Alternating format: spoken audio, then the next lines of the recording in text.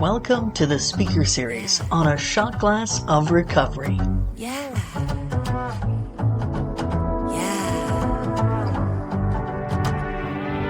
You get a house, you get a car, then you start thinking that's all you are, but you don't know the truth. So let me spell it out for you. Now I got your attention, now there's a start. Now sit and listen to my favorite part. Life's been giving us some clues. The answer lies inside of you.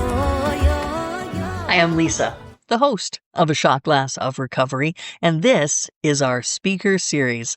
Let's sit back and get ready for some more experience, strength, and hope. My name's Kevin. I'm an alcoholic, and I am a member of the early morning study group at NAVA in Northeast Atlanta. And we call ourselves the early morning study group, but we actually start half an hour after y'all do. So we're not the earliest morning group, I guess. I have never spoken at any speakers meeting before, so this is a first time for me. Bear with me. I appreciate the fact that it's Zoomed, so maybe the stage fright issue is somewhat removed. On the other hand, I've never met any of y'all but one, and so the comfort level of speaking is somewhat reduced. Although, for what it's worth, my real job outside of these rooms is to speak in front of total strangers most of the time. However, for what it's worth, my speaking in my real job outside of these rooms is maybe not necessarily as honest as the speaking that takes place in the 12-step program. My day job is a lawyer. So some people might say, how do you tell when a lawyer's not telling the truth? Their lips are moving. So in any case, hopefully I'll have a chance to, perhaps build upon my experience, give you all some strength and some hope, and talk about what it was like, what happened, and what it's like now. I wish that I could say perhaps that, gosh, I've got 30 years of sobriety, because the first time I walked into an AA meeting was actually about 30 years ago. Unfortunately, that was certainly not the first time I walked into an AA meeting. But what got me there then was having lost a job. And I wasn't showing up at work drunk. I wasn't perhaps doing any drugs or anything else at work, but it literally, my entire life was just out of whack. I had made so many choices along the way that got me where I was. And thank goodness I had been sent to a counselor who actually was one of us. And the counselor brought me to a local meeting in the little town I was in outside Atlanta. And I did not want to say the words, I'm an alcoholic, but I certainly had a drinking problem, maybe. I didn't lose my job because I drank. So, hey, right? I mean, it wasn't because I was drinking. I just happened to sit at my desk thinking about drinking when I wasn't working, which was almost the same thing. But, and it wasn't at that ripe age of however damn old I was then, 30? That wasn't the point at which the drinking started, clearly. I mean, my goodness, I was thinking about this talk and actually talking to my sponsor about it yesterday. And, trying to recall, in fact, I cannot recall the first time that I drank, but I certainly recall the first time I blacked out. And I believe I was 13, maybe 14 years old, and snuck out, stole some of my parents' liquor, poured it all into a glass jar, various mixtures of whatever, and met a buddy out nearby woods, and we got drunk together, and then we went around and defaced mailboxes for fun. Just a kind of a dumb teenage stupid thing to do, but it was that first sort of taste of feeling somewhat powerful in doing that, and but how stupid, it's so dumb. And waking up outside my bedroom having pooped my pants. Yeah, I was fun.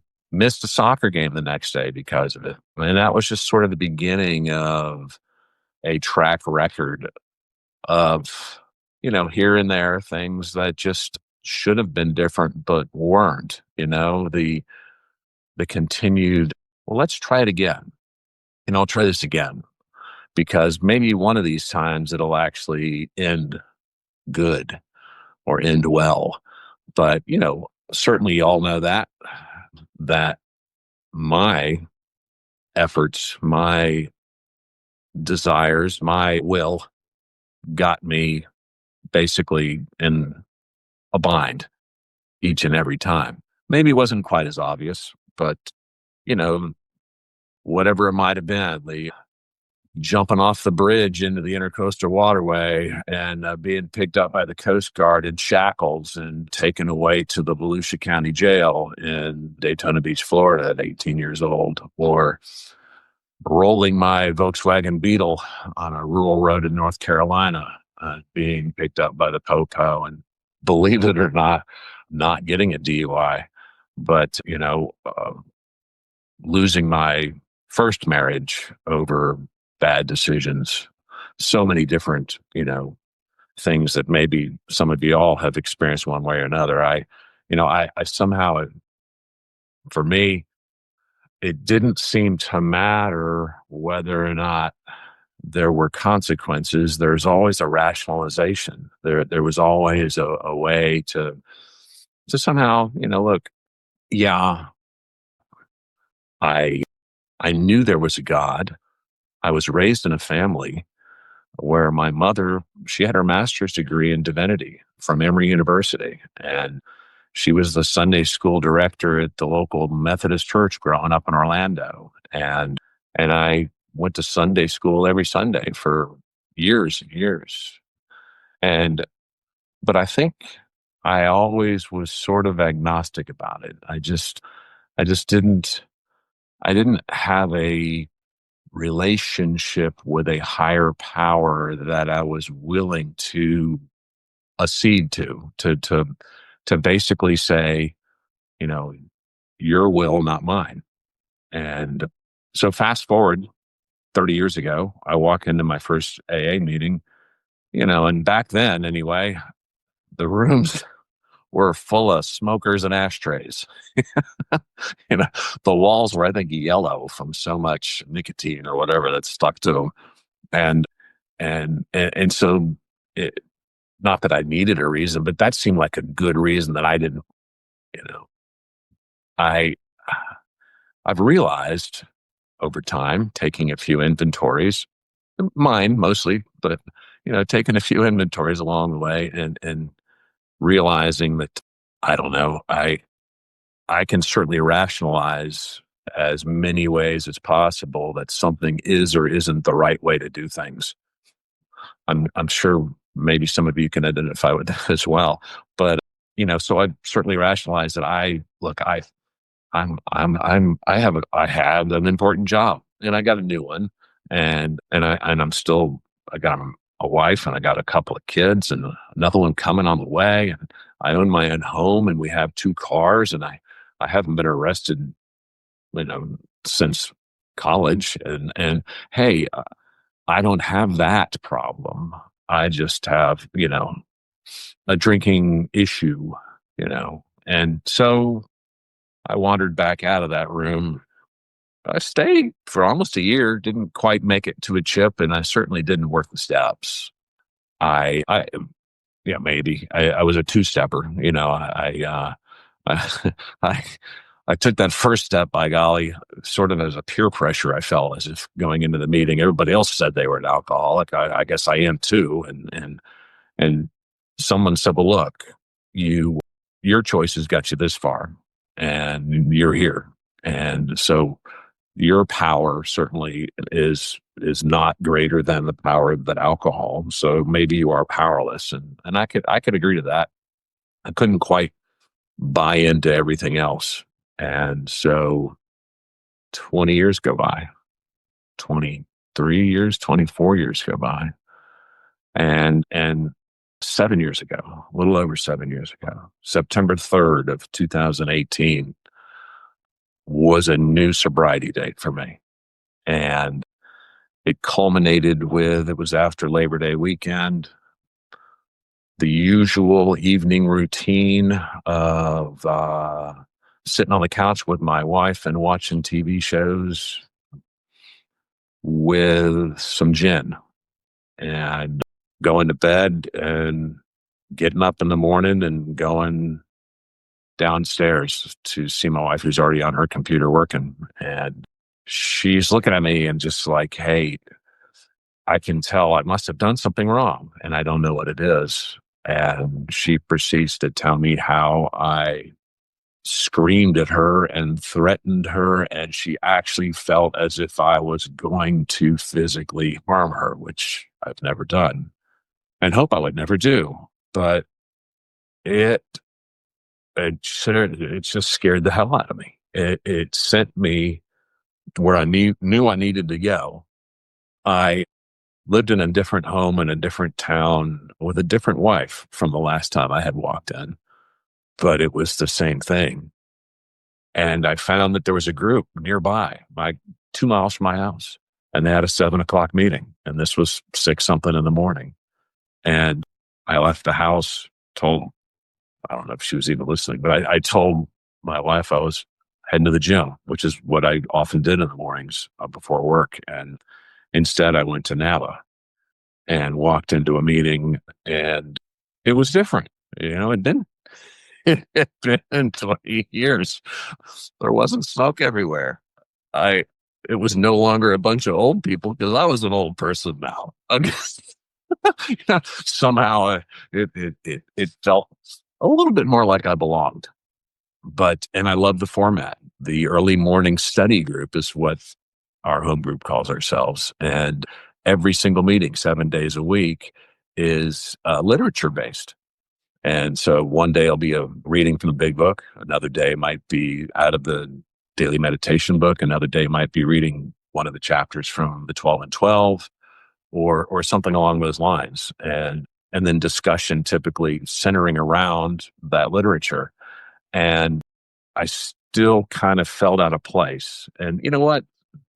Really kind of circling back to looking back on my life and my story, to some degree, I've always sort of kind of felt out of place. I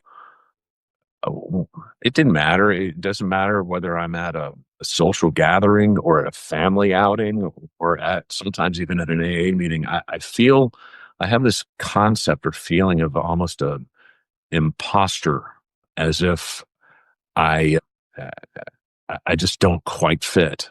And I think that in going through the steps and really looking at the character defects that I have and the resentments that I've gathered and the things that I've gone through with inventory and trying to be more willing to be useful in life is I've come to realize that, you know, that had a lot to do perhaps with the reason why I felt like I needed to drink. Although I finally came to realize, you know what? The reason I drink is I'm a damn alcoholic. Okay. It's not, it's not like there's some fundamental, oh my goodness, you were brought up by this kind of family that exposed you to this kind of emotional distress and therefore you drink. You know what? That's a bunch of, I'm sure I shouldn't denigrate or whatever. Certainly there are psychotherapists and so forth that can help people dig into those kind of things. And maybe some people actually need that along with their spiritual recovery and Alcoholics Anonymous. But I don't think why I drink matters as much as the fact that I am powerless over alcohol. And the only way that I have found recovery has been through working these steps. But circling back, so I mentioned September 3rd, 2018. That was my recovery date. Unfortunately, I can't say that I have over 7 years of sobriety because I managed to slide out of the room. It was convenient, perhaps, that COVID came along. By then, I had almost 2 years of sobriety. I had been working a program. I had a sponsor, but I drifted away. Thank goodness, for what it's worth, that my wife also quit drinking 2 days after I quit. So circling back, I got, sober in 2018, and I went to AA, and I came back home, and I told her that I went, and she was encouraged by that. And then I went to another meeting that day, and then I went the next day, and I went that night, and I started hitting a lot of meetings, and within a few days, it appeared that even something of a cloud was lifting, and it became almost a competition between Teresa and me to see who could go the longest number of days without a drink. And she's not one of us. She's she's still on 7 years and some odd days of never having a drink since I quit that first time with her. She doesn't have a compulsion. Yes, she she she's just fine without it. But you know what? It's certainly been really helpful to have a spouse who participates or helps with my recovery, because 20 some odd years ago, before that, I didn't have that. I had a wife that belittled me for it. I had a person in my life that didn't seem to understand it, care for it, give a crap about my recovery or, our well-being, and would, literally belittle it. And look, it's on me.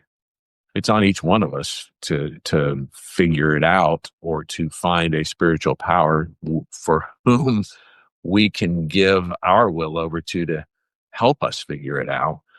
But it certainly is helpful to have someone in your life close to you who can support you in your sobriety. And that's helped greatly.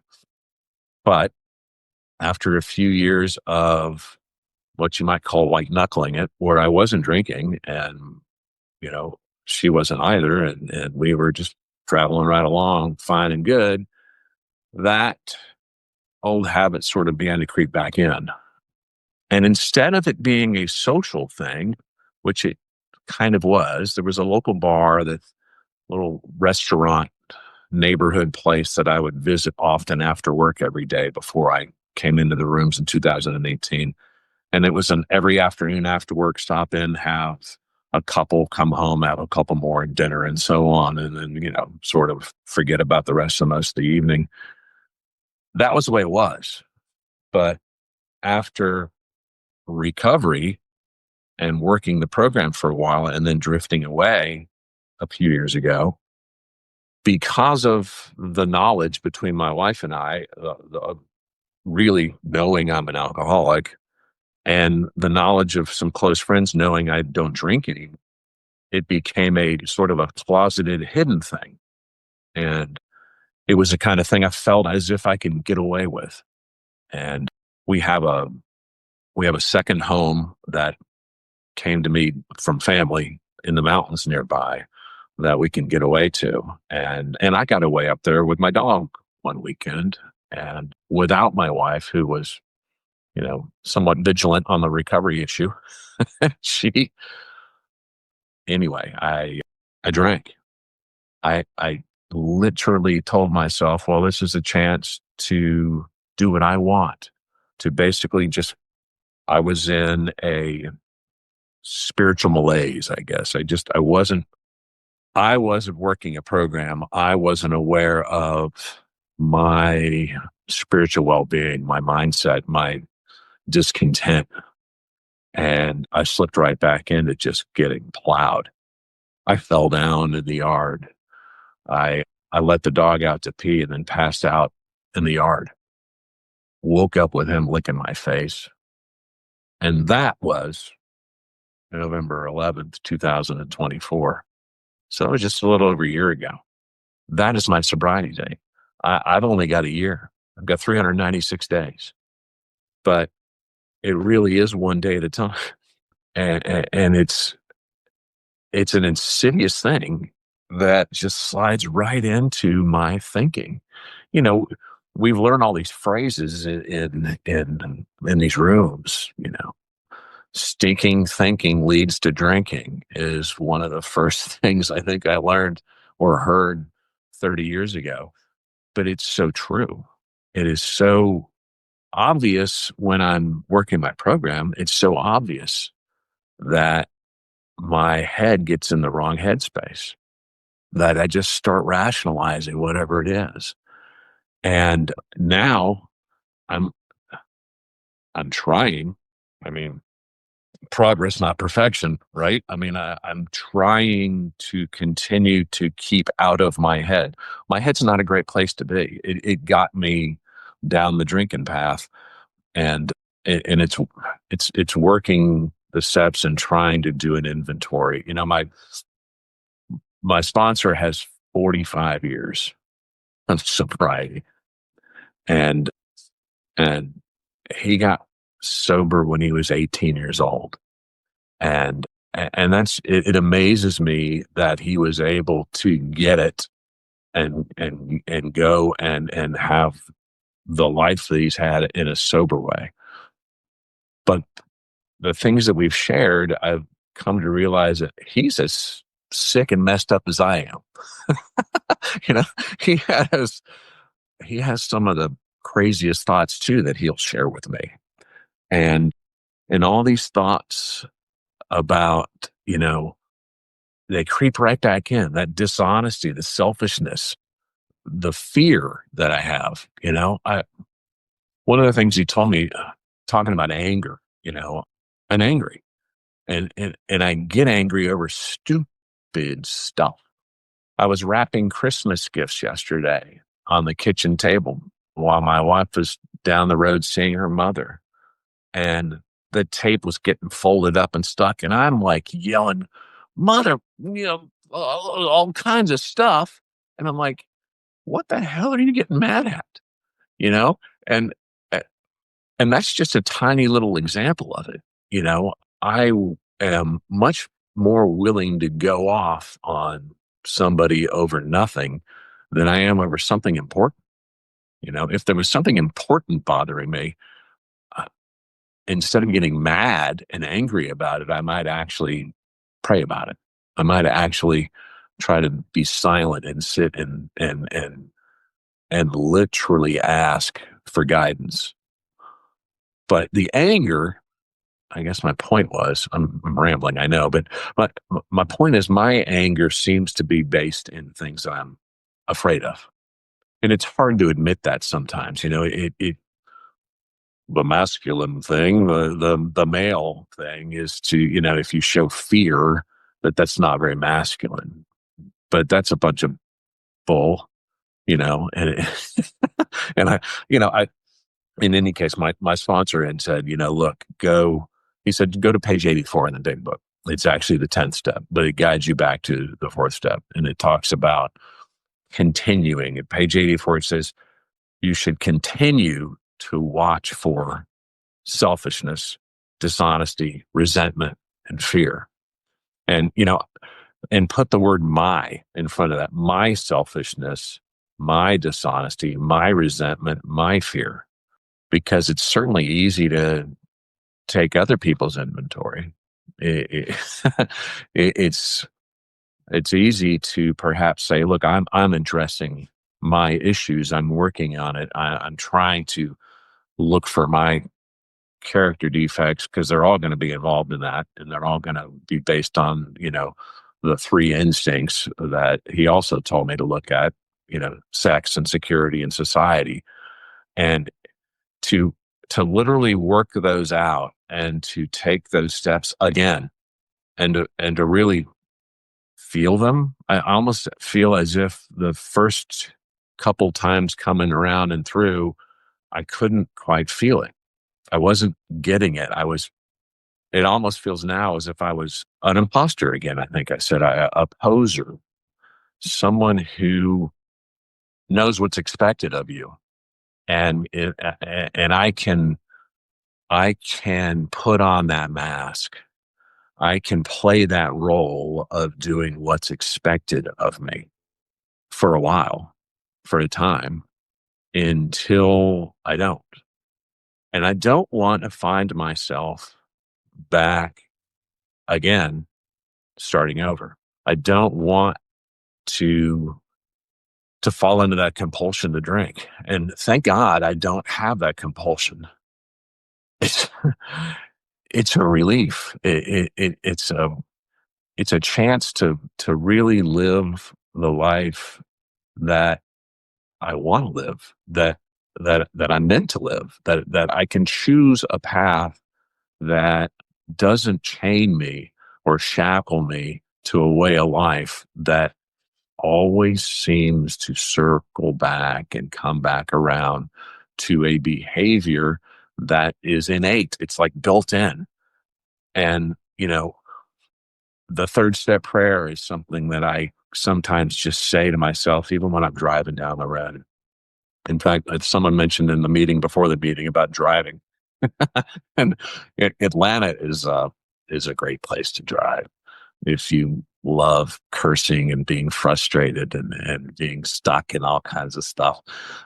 But I have to tell you that no matter what good headspace I'm in, no matter what's, you know, good, peaceful, spiritual goodness I happen to be feeling that day, all it takes is some MF cutting in front of me and whatever that just sends me over the top. And it's the craziest thing.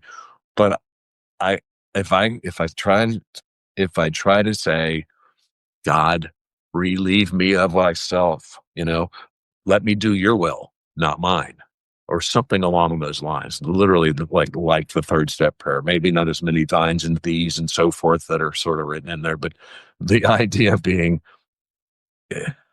relieve me of me, please. The bondage of myself. That's really the issue, and it's hard being busy and doing all the other kind of things to try to say I don't have time to pray or meditate. And I don't meditate well. I don't. It's a thing. But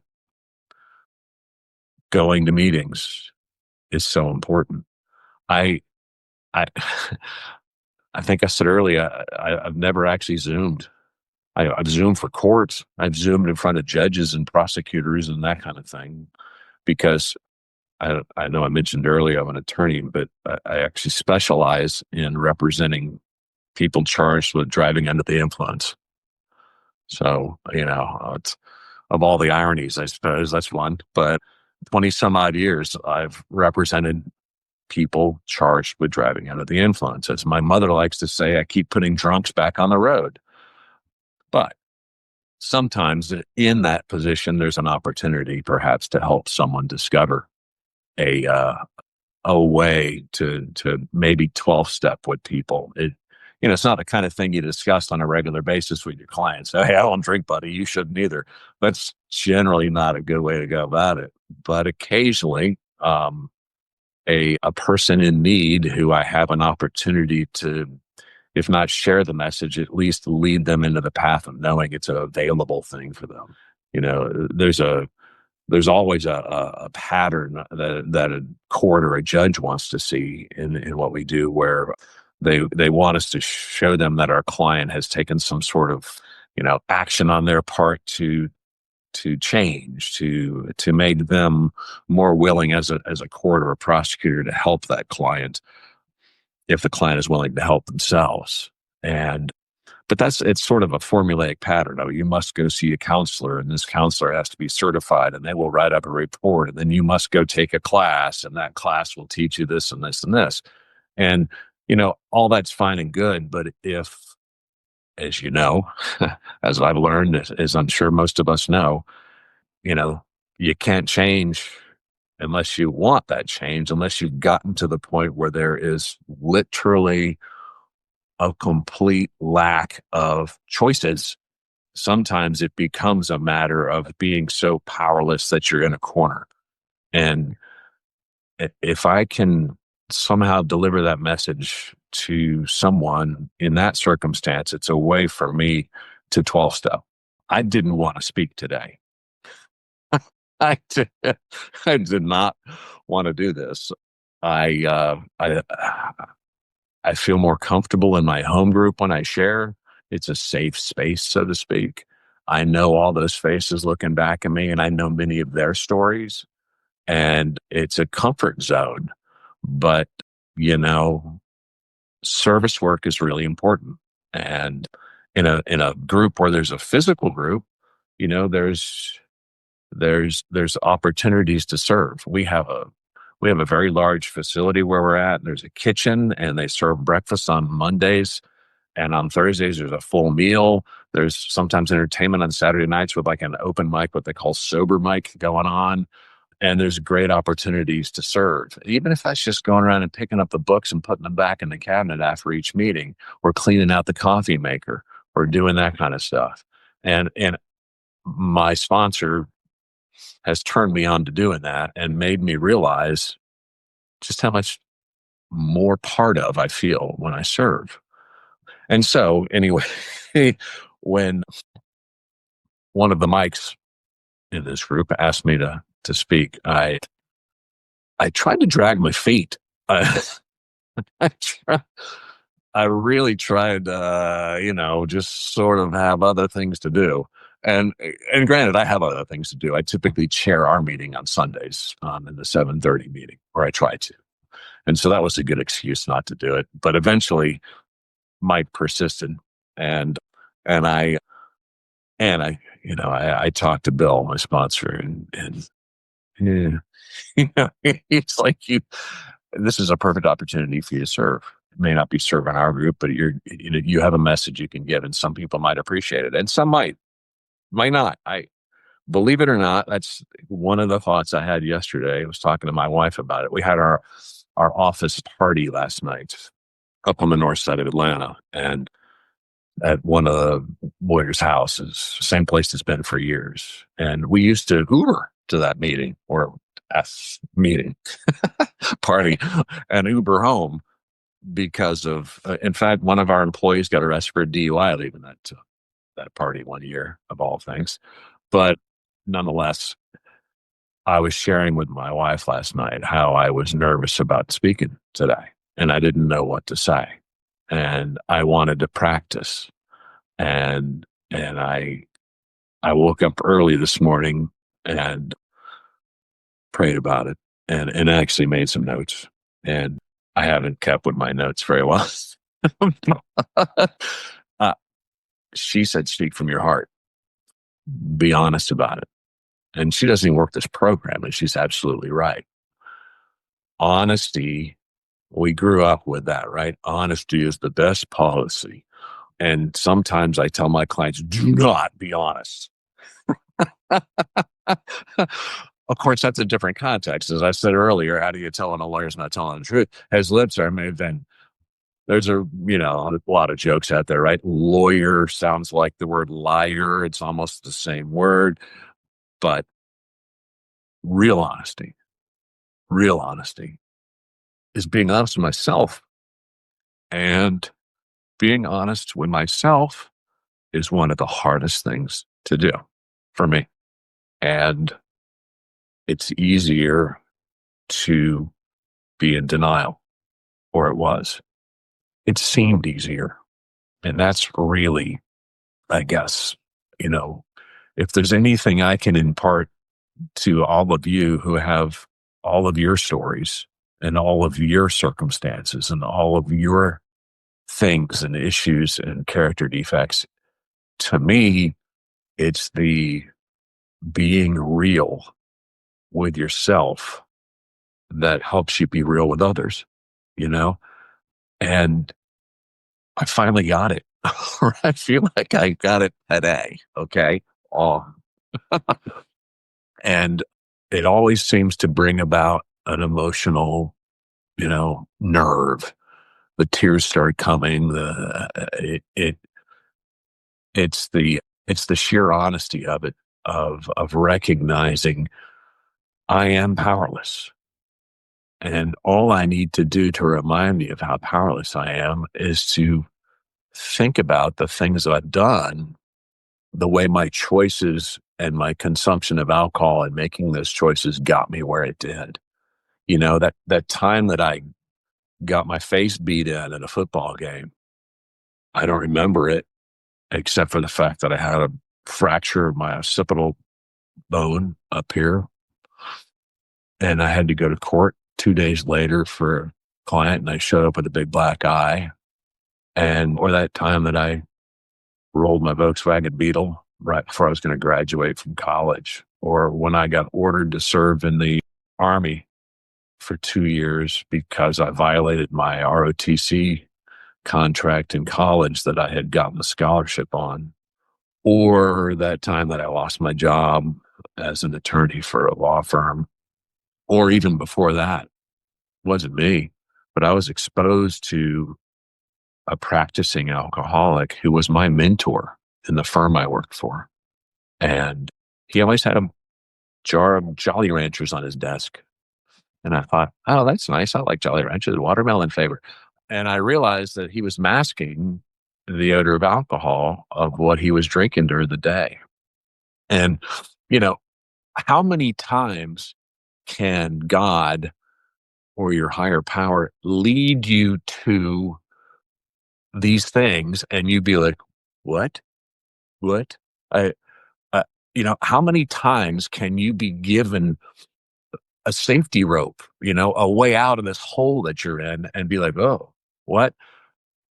30 years ago, when I first came into the rooms, I watched a man who was a very successful attorney, who was number 5 on the letterhead of the 50-something lawyer law firm, who got knocked down from named partner to equity partner to non-equity partner to, shareholder, whatever, to the point of counsel to being persona non grata, you're not permitted in the building person. And he's the only person to that point that I had ever seen on his deathbed unable to stop drinking. And that was a message I missed. God placed that in front of me, and I missed it. Why? I wasn't ready for it. I guess I wasn't ready for it, And then the job, then this, then that, then the marriage, then this, then that. At what point, at what the point that I guess I was supposed to go through? That's what point, at some point, even after 7 years of not having had a drink, I wasn't really sober. I wasn't living a practicing spiritual life. I wasn't trying to do the next right thing. I wasn't looking to be of service. I was looking to do what I kind of wanted to do. And so long and short of it, I guess, long of it kind of sounds like, it's like I can't stop speaking at the moment, but thank God for this program and thank God for these rooms. And I had the hardest time saying the God word.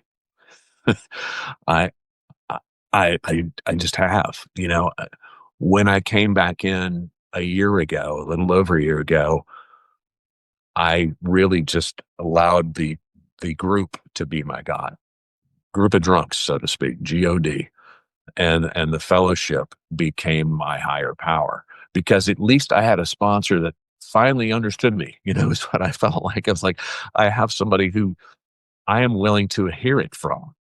I'm actually willing to hear it from. And thank God. So I will end this ramble. I appreciate being able to talk and to speak about this and to just tell my story. It may not be the most exciting story, and I certainly don't have a whole lot of time in sobriety, but by golly and by God, today I'll be sober, hopefully tomorrow. And maybe I can come back and see y'all as just an attendee instead of a speaker next time. Just a quick reminder to subscribe, like, or follow if you like the show on any of your favorite listening platforms. If you like the speakers and other content on the podcast, please show us some love by leaving a review and consider making a PayPal contribution to help keep the show going at paypal.me/a shot glass of recovery. Every dollar makes a difference, and we thank you. Our speakers come from my AA home group, AA Solution Seekers. We meet every day at 7 a.m., so pop in sometime and say hello. Until next time, thanks for joining me on a shot glass of recovery. Everything you do, the answer lies inside you.